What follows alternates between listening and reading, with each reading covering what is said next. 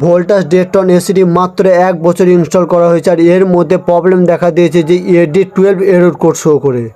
তো প্রবলেম শোনা মাত্র আমি এসি রিমোটের দিকে তাকিয়ে দেখি যে একটা বাটন অন করা আছে, যার ফলে এই সমস্যা। তো বাটন অফ করতে সমস্যা শেষ।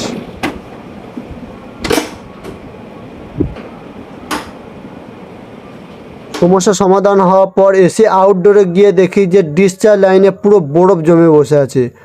এর কারণ জানতে আমি এসি ক্যাবিনেট খুলতে শুরু করি।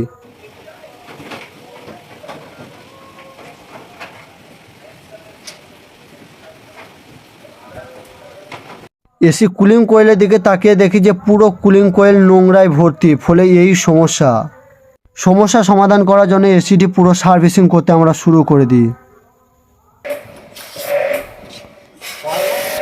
বন্ধুকে ওদিকে ঘুরি দাদা, তুমি চলে যেতে পারো, ঠিক আছে? যাচ্ছি, টাইম হয় না, আমি তো পৌঁছে টাইম, ঠিক আছে। আমি চলে যাবো।